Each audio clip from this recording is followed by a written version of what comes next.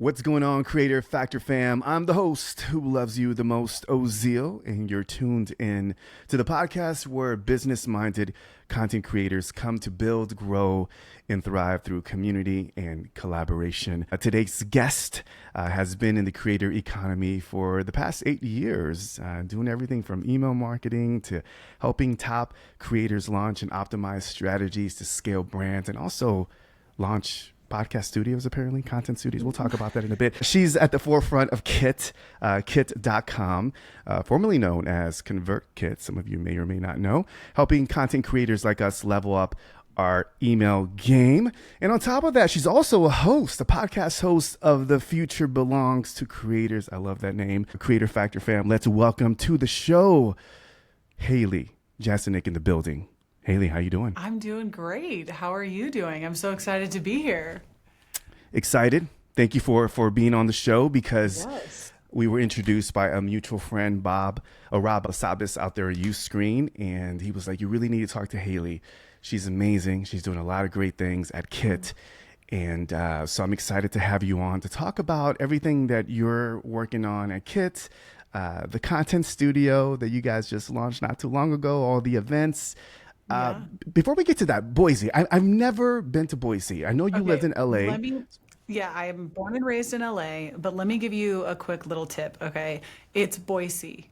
Oh. Like, I see you, okay? Oh, and I see. Okay. If you come to Boise and you say, I gotta hey, come correct. I'm in Boise, and you talk to an actual Idahoan, they will call you out for it. They'll be like, that's a Californian right there. That's a Californian. Noted. You know, they're Noted. not from here. They're not from here. So if you want to be safe, you know, if you want to be seen as a local, you say Boise, you know? Boise. And I see you, like Boise. You know, Noted. there's no Z there. There's no Z there. Life is great. Boise is like we were talking about this earlier. We host a conference called Craft and Commerce. Yeah. We host every year in June. And I have been a strong advocate for taking it out of Boise. Now, mind you, I love Boise. I love this city. But we have a lot of customers that live in and around, like within a 50-mile radius of that Austin, Texas area. So I've been like an advocate of like, hey, you know, Boise is maybe a little bit expensive to get to for most parts of the country. And it's not that bad, but it is like you usually have to take 2 flights depending on like where you live, right? And so I've been a strong advocate for trying to take it to a new city because we've been in Boise for like 7 years. And the attendees are like, absolutely not. It's in Boise. We love Boise. It's our favorite event to come to because of the city. You have this beautiful, amazing downtown. We have great restaurants. And it's most people that come there like, don't tell anybody else about this place. Like, I don't want you to tell anybody. It's a gem. No, it's a really beautiful city. We have an awesome downtown. We have great restaurants, good food scene. We have a big creator scene too. So it's fun. There's a lot of creators that live in the city. And now we have this amazing podcast space that I'm sitting in. So if you're a Kit customer, you can come record content and hang out with us in our podcast studio. Oh, yeah. We're going to talk about that. So you have to worry about the whole LA traffic anymore, right? No, you don't miss those days. I do not have to worry about LA traffic. Absolutely not. I was at an event actually in downtown LA a couple of weeks ago, and I was like, this reminds me why I don't live in the city anymore. Yeah, so, right. You know, yeah. Get that. Let's go back a little bit, Haley, because you know you've been in the creator space for quite some time, for 8 years, a little bit over 8 years. Talk to us a little bit about your creator journey. How did you get involved in this whole creator economy? Yeah. Okay. So gosh, this like really throws it back. But one of my biggest mentors in life was I used to play college volleyball, and then I coached college volleyball. And when I was in high school, I got really lucky, and I got basically I was working with a strength and conditioning coach, and he is one of the world's like most well-known strength and conditioning coaches. And in that world, like the fitness world, I actually think they are the OG creators. And so I was always really fascinated with like how he was earning a living. They were the first people that were like public speakers. They were selling digital content online. They were remote programming people. And so they were like the very early adopters of what is like the creator economy now. So if you had to say like which niche kicked off the creator economy, I would say it was people in like the fitness industry. Interesting. And so I had been working in SaaS technology for a long time. And my mentor, Alan, I was just like, hey, I want to dig into like how you're making money online, what you're doing. being that I lived in Boise, I started doing a bunch of research, found out that Nathan Barry, who's the Kit CEO, lived in Boise. And I had a former coworker actually that worked at Kit at the time, or ConvertKit at the time. And so I started doing a ton of research on my own and met with Nathan for like a year at a coffee shop that is right kitty corner to where I'm sitting right now, and connected him with some creators that I knew in the space. And then I joined about a year later, and I've been serving creators at Kit ever since. So I've always been really passionate about entrepreneurship and the creator economy. And so it was like what I wanted to do was serve this customer, if you will, but not necessarily be one on my own. So it's like a perfect bridge of like knowing what is the creator economy and not necessarily having to live and die by the content that I was creating.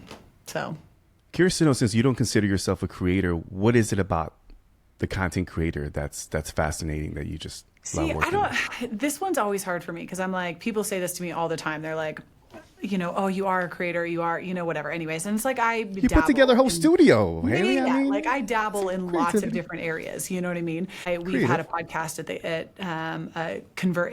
You guys, this ConvertKit kit thing. It's like, okay, if I'm talking about it in past tense, do I say ConvertKit or do I talk about it or do I say kit? I don't know. So you're gonna hear me go back and forth a little bit.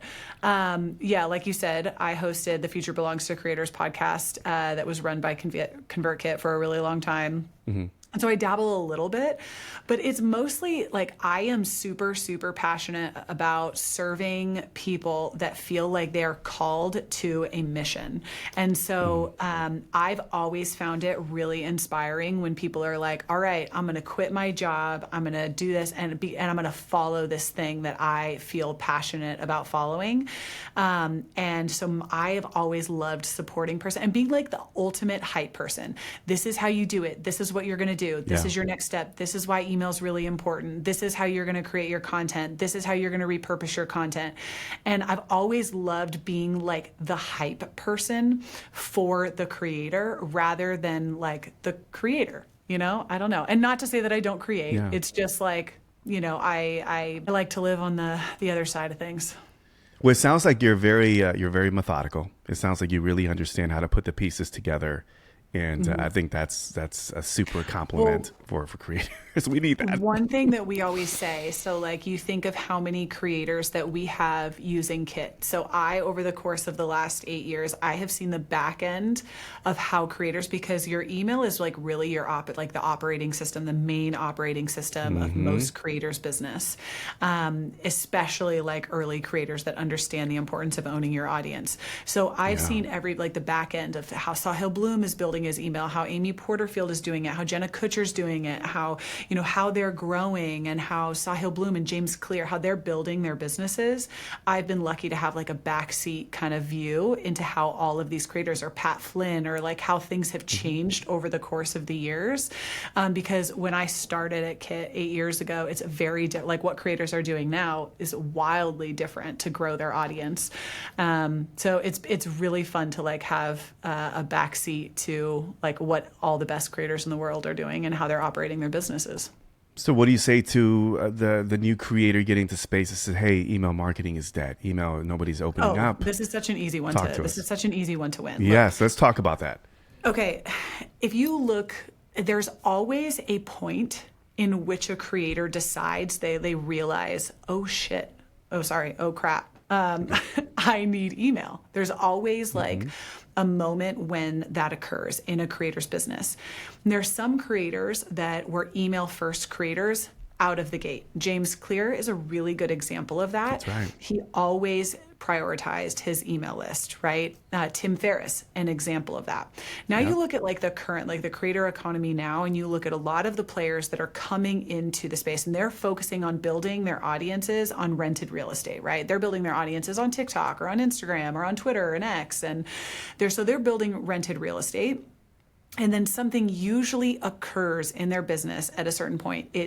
They go to create a physical product and they realize they don't actually have the audience that they thought. They had a crowd. they didn't have an audience. So they didn't have a loyal fans. They just had a crowd of people that were following them that weren't actually like really true fans. And so it's so easy because your email subscribers are your biggest and truest fans. Like that's your audience, right? Very different from a crowd. And so let's say for sake of argument, like you are a traditional, what we'd call like an influencer today, and you're going to decide, hey, I'm going to build a physical product, right? Or a digital product or whatever that actually looks like. And then you go to launch said thing and you realize, I don't own my audience. I can't actually launch this in a really methodical way. Or they go to launch something and Instagram locks them out of their account, locks them out, or the algorithm changes and they can't reach their account, So there's so many different reasons. And then usually when that thing occurs, and that looks different for everyone, depending on what they're doing in their creator business, and they're like, now I need email. And then they're like, okay, I'm bought in. And so if you look at some of the biggest creators, like that teach creators how to be creators. You look at somebody like Amy Porterfield or Jenna Kutcher, their two biggest products for the most part are about growing their email list. And not because it's a hot topic, but because it's so unbelievably important to success in the creator business is to own your audience and own your email list. I'm glad you said that, because one of the things that when I interview a lot of content creators, that's one of the biggest, like if I ask them the question, like what's the biggest mistake, all of them will go to, I wish I would have built an email list sooner. I wish I would have done it sooner. I wish I would have done it sooner. And I always say for podcast creators, even in the space, it's just having the emails, that's your lifeline between you and your listeners. So making sure that you're plugged in, and that's how you stay in touch. I think it's something that we don't often take advantage of. Why do you think that, Haley? You think it's just because it's too much work, or maybe we feel like as creators we're not writers? Or I'm curious to see, what is the biggest challenge for creators not to embrace email marketing since it's proven? I definitely think it is the amount of work they think it's going to be. Yeah. So like my biggest piece of advice to people when they're just starting their email list is, and I have this conversation with people all the time, whether it's at an event or it's somebody that's already a very prolific creator. They've just never ventured into email. So they're obviously like relying on monetization through like brand partnerships or things like that, right? And so they don't have like an ownership over their own audience, or they're not selling their own products. But I think they think it's way harder than it actually is. And so the first barrier to entry that I'm trying to get them to overcome is saying, okay, pick one day every week, right? A theme around your newsletter. So a great example that I always give is like Tim Ferriss's 5 Bullet Friday, right? It is, you have a theme for the newsletter. It's super easy. And if you've ever received Tim Ferriss's 5 Bullet Friday, which is on Kit, by the way, subtle plug. Okay. If you've ever seen that newsletter, right? It's really simple. It is not extreme long form content, right? It's an intro. It's 5 bullets from that week that somehow impacted Tim Ferriss. So it's like, what did I learn this week? What did I eat this week? What was something that was interesting, right? And it cycles a little bit. Or you have James Clear's like 3-2-1, right? And he has a very specific methodology for Curiosity Chronicles, Sahil Bloom, right? And his is a little bit more long form. But what I say is like, what is something that is going to be easy for you to write every single week that you're going to, at Thursday night, if it goes out Friday, you can bang it out. And it's going to be super simple. And so that is always like the first step that I'm trying to get people to, is to have a theme around your newsletter, something that's going to be really simple for you to write on it. Like it shouldn't take you more than 30 minutes to an hour to write your newsletter. And then once you get over that hump, you can, get far more complex and customize things and whatnot. But it's just like that initial, this is going to be so hard. And it's really just not. Yeah. Or it doesn't have to be, at least. And I love that tip, keeping it simple, theming it out. And then I'm seeing a lot of creators take the newsletter as their like core pillar content, right? And repurpose it into different forms of content. So we're seeing that as a trend. I know Justin Welsh is a really big creator who preaches that. And so again, there's a lot of value, a lot of things that we can pull from a newsletter.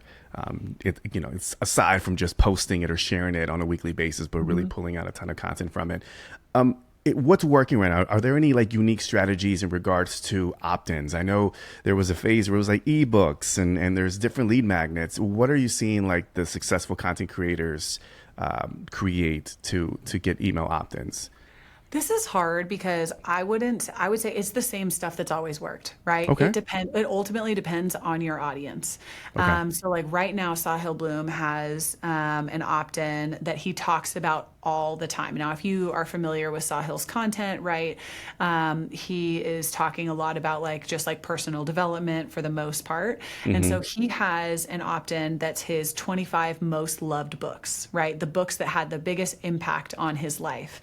And it's sent in a simple PDF, like really easy. One page, simple. Yeah. Yeah. And it's like super simple, right? But that's what he talks about. He talks about essentially personal development for the, so he's just like, these are all the books that had the biggest impact on my life. And that works really great.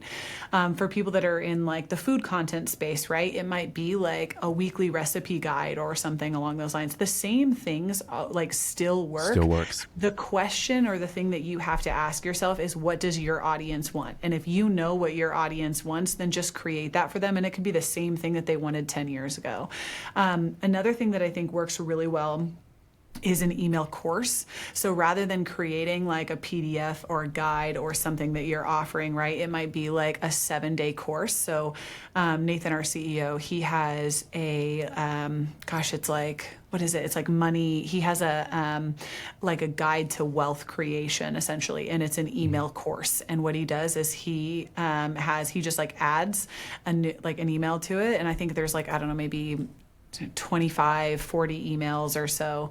And as new content comes in, he just adds it, into that email course, and there you go. So I think there's lots of different things that you can do, but really, honestly, it's the same thing. It's the same thing that's always worked. Does Kit provide any resources or any tools to help new early stage content creators with ideas and on helping them create their newsletter? We have a ton of content. So if you go into, we have what's called Tradecraft. Okay. Tradecraft is our blog. And so we have we believe like one of our slogans is teach everything you know. And that is like, that is one of the ethoses that I feel like we have lived and died by. And so if you listen to, another thing actually I would encourage you to do is listen to Nathan, our CEO. He has a podcast, just rebranded as of late to Back to the Nathan Barry Show. It was previously called The $1 Billion Creator. I did not know it was rebranded. I'm a fan. Okay. Oh, yes. He got rebranded. Yeah. Oh, yeah. He's recording just like right over there. Oh, right on. Very cool. Shout out to Nathan. And so it's officially, I think it's official. Gosh, well, if it's not official, then I just made an announcement. But I'm sure by the time this is released, it'll be official. And so we have, whether it's like Nathan's personal content or it's ConvertKit or Kit branded content, we have so many assets, so many things that you can, resources that you can find on our website.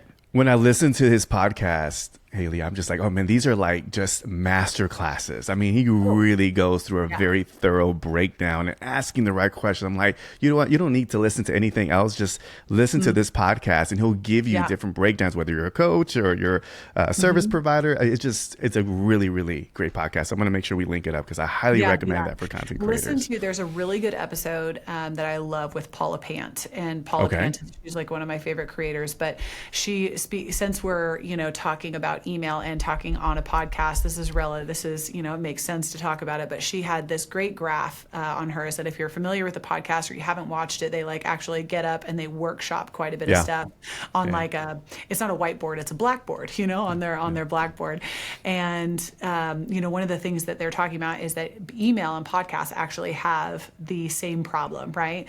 They are highly, highly personal, but they have low discoverability. And so it's really hard to actually discover new podcasts the same way it's really hard to discover to get people to convert to an email list. Yeah. Whereas you have your social channels that are low discoverability, like TikTok and Instagram or X, but they're high discoverability, but very low loyalty. And so the goal or thing that you should always be trying to do is to convert your social followers, right? Whether that's on Twitter or LinkedIn or, wherever, and convert those to like watching your viewing or listening to your podcast or getting on your email list. And so the two work really symbiotically. But that's a good example of some content that came out of that podcast. Let's talk about the big A word, Haley. What is the A word? That was like, where is he going with this? Word. Let's talk about AI.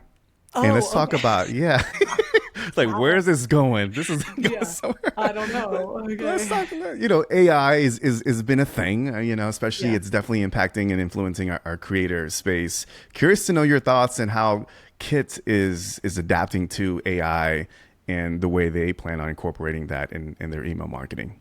Yeah, so we actually just launched an app store, which is like very, very exciting for us. So it's going to extend the functionality of Kit in a lot of different ways. So we're going to have apps and integrations and widgets, right? And it's going to allow multiple different tools to build sorts of things, right? For within that works within Kit functionality. But there are, I mean, one of the things that I think as creators we're all looking to do is to essentially optimize our workflows, right? And AI, I think it's incredibly powerful. If we want to take a summary of this podcast, and then, for example, like we'll have apps that will take a summary of this podcast, and then it'll funnel it into a newsletter, and then it's updating and changing, obviously, with our tone, like appropriate tone. I think there's a time and place for it. I don't think it should be used for everything. And I think that when you look at all of the new sorts of tools that are coming out of the AI world, I think it's just going to make our workflows so much easier. It's just important in my mind, especially as it comes to email, is that you take care of it the same way that your AI is never going to replace podcast content.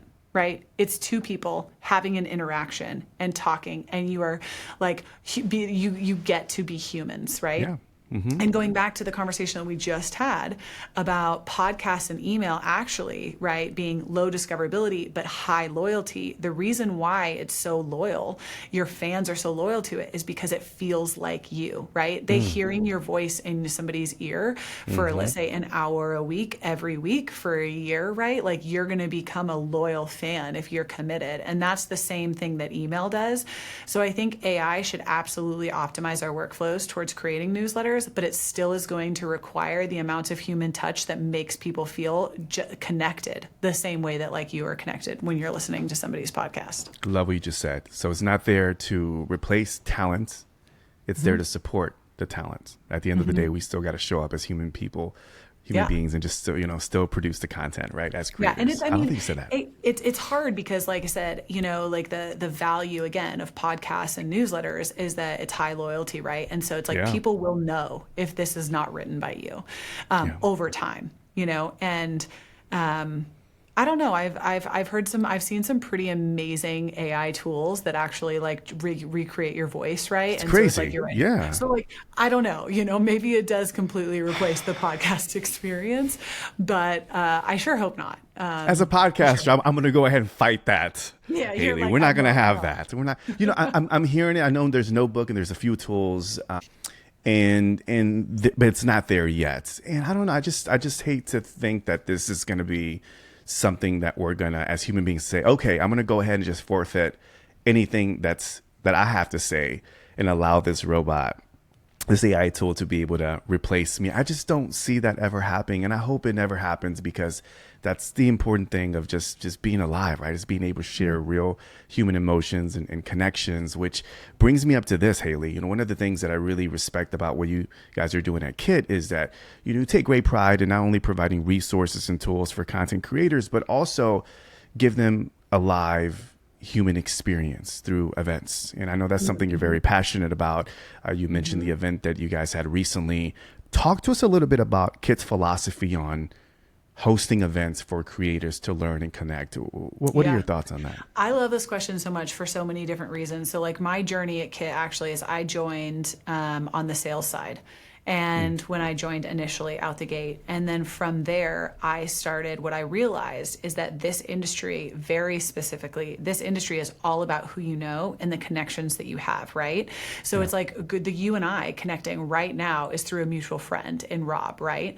And so in order for me to get really plugged into the creator economy, I felt like I had to go to events. So I started going to every creator event that you could possibly think of.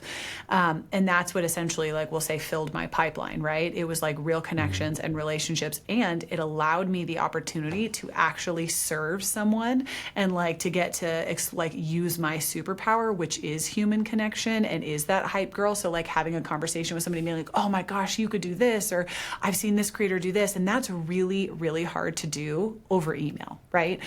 And so I've always been like a huge fan of events. And then we host our event. It's called Craft and Commerce. It's every year in June. It's in Boise. And the thing that I actually love about this story about how Craft and Commerce like got kicked off, because this was, I attended the very first, but the very first Craft and Commerce that we had was in 2017. And I hadn't even officially started at the company yet. And in March of that same year is when they decided we're doing a conference, right? We do these team retreats every year, and they decided. So from March to June, they executed this amazing conference. And I got to experience the first one as kind of like a brand new employee and like see it for the first time. And I'll never forget it because, I mean, we had Seth Godin as a main stage keynote speaker, and we had James Clear as a main stage keynote speaker. And it was like such an impactful moment for me, like really entering into the creator economy. But the idea actually came out of Nathan going to World Domination Summit, which is an event. Portland, I remember that. Yes. Yeah. And so he went to this event. Gosh, it had to have been like, he went for like 8 years, right? And he met some people at that event that are still like Caleb Wojcik, who's like Pat Flynn's business partner. He met James Clear. He met Barrett Brooks. He met Ryan Delk. And so it was this group of people, of creators that have basically stayed together as friends and at times coworkers or at times collaborators. And it had this profound impact on his journey. And so they wanted to create that same sort of thing. And the one common denominator that we know that is 100% true is that most successful creators are in community with other creators. It is so hard to do this journey alone for so many reasons. Like, think about how many times in your life, right, that you have had to explain how you earn and make a living to one of your family members that doesn't know anything about the creator economy, right? Yeah. And so if you're living in this isolated pod as a creator and you don't have somebody else to brainstorm about or brainstorm with, it's like really hard. And so one of the things I loved, actually, our kickoff speaker for this last event was, his name is John Meese, and his brand is Sell Your Smarts. He used to work for Michael Hyatt, and he's been in the creator space for a long time. I am lucky enough that I get to book our speakers, which is always like a really fun thing that I get to do, right? Yeah. And I had John Meese kick off our event talking about his experience, because he's been to every single Craft and Commerce, talking about his experience in being, one, a super connector, but two, the actual impact that the people in that room had on his life and his business over the last 7 years. So the amount of money that, like, basically when you go to an event, if your mindset is every person in this room is me getting one step closer to my goal, or, you know, you could say it a different way. You could say every problem that I currently have can be solved by someone in this room. Or you could say everyone in this room is experiencing, maybe at a different scale, but still they're experiencing the exact same problem I have. That's a really powerful thing to experience, where you can look to your right and you can look to your left, and every person there has an idea or can connect to you on this journey that you're on. And so Craft and Commerce is just like, it has a really strong place in our hearts. It is not a revenue generating event. It's actually, we spend a significant amount of money to produce it. But it is one of those things that we're so passionate about bringing creators together because we know the impact that it has on their emotional state, but also their business as well. Yeah, I find that most of all the event organizers will say that it's always a loss, like as far as monetary, like it's never profitable. You know, it's at best maybe break even, but you got to be passionate about the people. And I think once you put value and think community first, there's a lot of value in that, in bringing people together. So I love that you guys are doing that. Where do you see live events going moving forward? Oh gosh. Just in general. I think, I mean, if you look at the Surgeon General, right? The Surgeon General, like what was this straight out of COVID? They said that we're in a loneliness epidemic. Yeah. And I don't read think that that that's article. necessarily gone away. So I think that physical events are like going to continue to come back. And I think that people are just craving community and craving connection so much more deeply than they ever had before because we lost it for a minute. Right? We lost what it felt like to actually hug a human. And yes, can you do this stuff digitally? Absolutely. But it still feels different when does. you are, I can't tell you a relationship that I have in my life that has not grown more intense after meeting somebody in person. It just doesn't exist, Preach. right? Like Yeah. it's like you Yeah. could build, I'm not saying you can't build a great relationship with someone digitally. I'm just saying that it will be intensified when you meet them in person, when you get to embrace them or hug them. If you're a hugger, you know, you Yeah. get to embrace Yeah. them or hug them in person. There's just so many more things that can come out of that human connection. So I think events are going to continue. And everyone that I know that runs an event, whether it's like a software company like Kit or it's Lewis Howes, for example, he has a greatness event. We were just chatting with his team about this.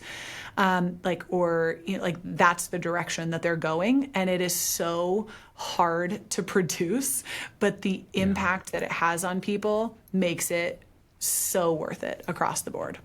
I'm excited, and I love hearing about it. It's a question I'm always asking, especially creators in this space, creative leaders, because I've been on in-person events for quite some time, Haley. I think I mentioned to you that I've been hosting events for over 10 years now. So I started as an indie musician that was organizing events, and then from there I was helping creative entrepreneurs and then podcasters and then video podcasters here in Houston and locally. And so I've been really pouring my heart and soul into our creator community, but also helping others spark their own local movements, because I do believe in the power of getting together, hosting space where we can all get together and learn. And I love that you guys are doing it on a big scale, and I think we need it not only on a like big company scale, but also like local micro communities building for creators. And I just love that wave. That excites me.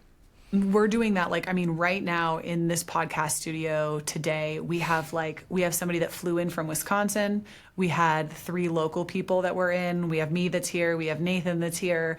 So we have, like this studio is popping and it's just full of creators that are creating content. We had somebody doing a sound bath today, recording a sound bath session who's like in the health and wellness space. Shout out, Mikhail and Rednell Energy and her brand. And so it's really fun to like be a space where people can come in and create content, and it's so unbelievably easy, which is like also really fun. But yeah, it's like creating a space for creators to come in and Speaking of connect or create. Yeah. Well, speaking of creating space, we're talking about connection, but let's talk about creating space for other creators to come in and do what they do best. You guys launched this amazing content studio, which we were talking back in the green room about how you were in charge. You kind of spearheaded this whole thing of putting it all together and getting this content studio up and running. Talk to us about this experience of putting it together. And I'm curious to know, like, obviously we heard that there's people that are utilizing the space, but I'm noticing, Haley, that there are other content studios that are popping up more and more, which excites me. This is really, really exciting for me because, again, community, right? Connection, providing tools. Talk about your experience opening the content studio, and also like what is the mindset for Kits in bringing this space together for creators to come in, create, and showcase their talent. Yeah, so I think the first thing I'll say on it is I believe one of the reasons why we're so successful as a business is because we've always done things that haven't scaled. Right? So if you even look at our event that we were just talking about, we have done things that haven't scaled. We've gone to events, right? Like there's lots of better ways to do things, like to gain customers or build relationships that are more optimized than getting on a physical plane, right?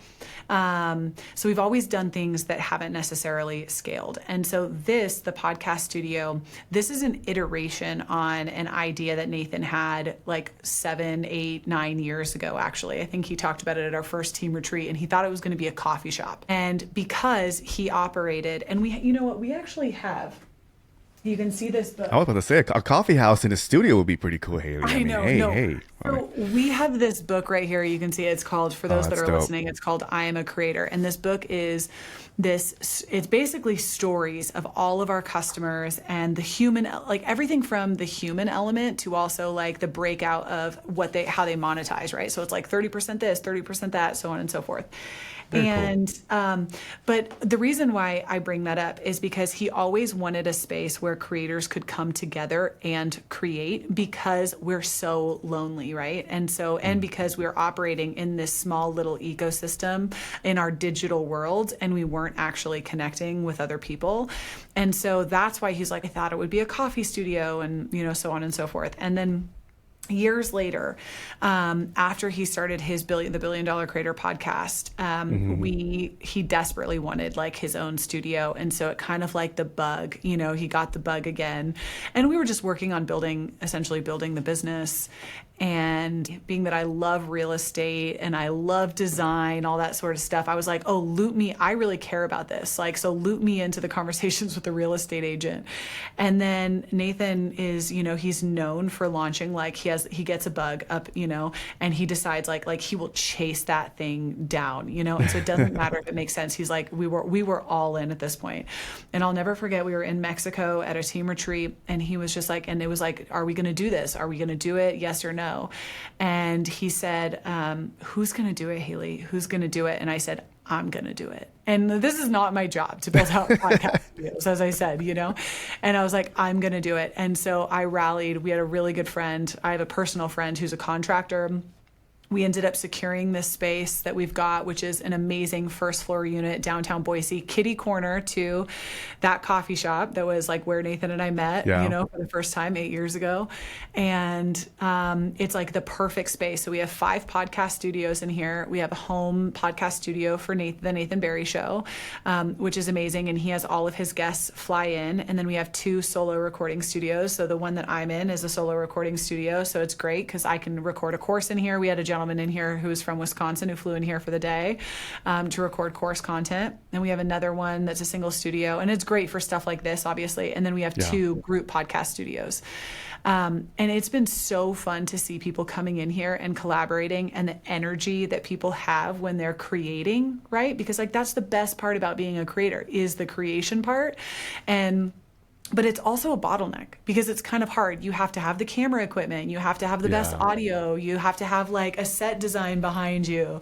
And as we advance, like the creator economy advances, like we know how important it is. We know how important it is to have good audio, right? For conversion, for so many different things. So it's been really fun. Like unfortunately, we're not going to have a successful podcast if you're not using a good quality mic, right? Like no one wants to listen to like bad audio.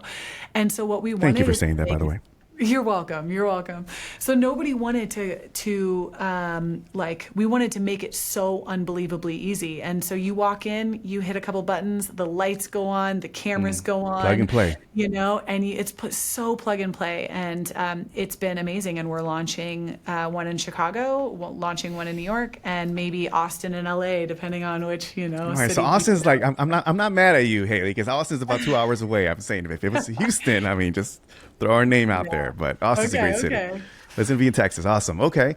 Do you see a trend in non-creators coming in there to create the content, or is it just strictly for content creators? A lot of small businesses coming in here. Yeah, I'm seeing that too. So, I mean, I'm sure you know this, and this is one of the interesting things about the creator economy is that, and I think about content that let's say somebody like Cody Sanchez, if you're familiar with her, right? Cody Sanchez's content, she's teaching people how to buy laundromats and, lawn care companies and whatnot. But what the differentiator is that she teaches those business owners how to be marketers of these small businesses. And that is, every single entrepreneur really needs to become a content creator to promote their business. That founder-led story is so unbelievably important, whether you're a laundromat or or you're a creator who has a podcast, right? It's like ultimately what connects your consumer to you. So we see a ton. We see real estate agents in here creating content. We see small business owners. We see brand agencies in here. And they're creating content to speak to their audience. But ultimately, every entrepreneur and every business owner, they are having to learn how to become content creators to promote their business and ultimately be successful. So we definitely see a lot of like the SMB folks coming into the space. Yeah, that's interesting. Yeah, we're seeing it. I think I'm seeing it here in Houston, and I have a buddy of mine who runs a Chicago podcast studio. And he's like, there's creators, but we're seeing a lot of like realtors and people in different industries, doctors, and they just want to shoot these solo interviews, and they want to promote themselves online because they see the importance of being a content creator. So I feel like creators are always embrace entrepreneurship or want to be entrepreneurs. And now we're seeing business owners embracing the creator space. So I think it's a really cool time to be in. Yeah. All right. So as we land the plane, because I know we're close on time, I always ask all creators this question. Oh, let's hear it. I'm so excited. Are you ready? Okay. You ready? So if there's one creator factor that every creator should learn and master, what would it be? Well, this is so, you know what? Public speaking. You're okay. Your face. I'm like, what do you think? What do you think? So I had this really epic conversation at an event recently with Tristan from Ultra Speaking. And I think one of the things that Ultra Speaking teaches is actually like and it's not just when you're speaking in public. So public speaking, it's also when you're speaking to a camera, because ultimately what makes a really successful creator is the creator, right? And so when you're public speaking or you're able to feel comfortable sharing your personality with the world, whether that's to the camera or whether that is to an audience full of people, I think when you can feel free communicating your personality to the world, that is your biggest differentiator. And that could be through writing, but it's just like that through writing or through social media or through being on a public stage. And so many creators like look at the pinnacle, like they look at somebody, like getting on a stage and talking in front of thousands of people and they're like, that's my goal, And I'm like, there's so many baby steps to get there. But I think that just like coming into your own and feeling comfortable being you on camera is one of the most powerful things a creator can do. Haley, Janicek, I'm going to leave it there. I feel like you just knock it out the park. I think that's so important for us to understand as creators is communication, right? I think it's such an undervalued, overlooked skill set. And as podcasters, as creators, it's important to become better communicators so we could be concise, bright, brief, and be able to deliver our message to our audience more effectively. So thank you for sharing that, Haley. And it's been a little slice of heaven to have you on the podcast, my friend. Now I'm going to call you my friend. And I promise when I travel to Boise, I'm going to get it. Boise. I'm going to come and visit you. And of course, Nathan, of course, the amazing content studio and check out the next summit. When is it? Yeah. Craft and Commerce. It is June 10th through the 13th. And I'm like, oh gosh, do I want to throw out my personal email here? But I'm like, if you send an email to support@kit.com and you reference this podcast, I'll throw you a discount. Craft and Commerce. I'll be there. Yes, so I'm looking forward to attending. Again, Haley, thank you so much for being on the show. I appreciate you. Thank you so much.